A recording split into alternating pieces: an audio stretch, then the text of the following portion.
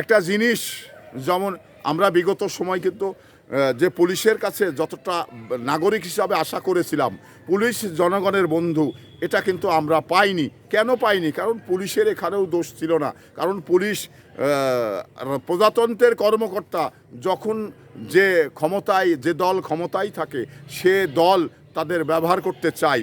তো এটা পুলিশের জন্যে অনাকাঙ্ক্ষিত ঘটনা, যেটা আমরা 5 তারিখে বা 4 তারিখে দেখেছি, এটা কিন্তু অনাকাঙ্ক্ষিত ঘটনা। তো পুলিশের থানা পুড়িয়ে দিবে এবং পুলিশকে পুড়িয়ে দিয়ে মেরে ফেলবে, এটা একটি সভ্য দেশে অসভ্য কাজ। এটা কখনো আমরা জনগণ হিসাবে কামনা করেছিলাম না। কিন্তু এই অনাকাঙ্ক্ষিত ঘটনাগুলো ঘটার পিছনে আমি যেটা মনে করি, সেটা হলো বিগত সরকার এই পুলিশকে দলীয় করার কারণে। কারণ একটি পুলিশ বাহিনীর পরিচালক, তাকে যখন দলীয় করে, তো সে তার জায়গা থেকেই সকল নিচের কর্মকর্তাদের মানে ফলো করতে হয়। তো ফলো করার ধারাবাহিকতায় তারাও কিন্তু এক সময় দলে জড়িয়ে যায়। তো যার কারণে আজকে পুলিশের এই যে মানে নম্রতা, এটা কিন্তু পুলিশ এত নম্রতা ছিল না।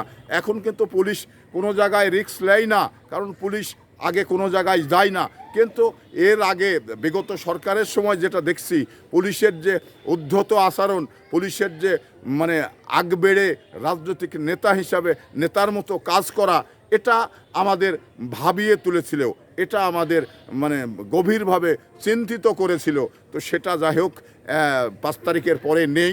এখন পুলিশের জায়গা থেকে এত নমনীয় হয়েছেন, এত মানে স্লো কাজ করছেন, যেটা জনগণের সমস্যা হচ্ছে।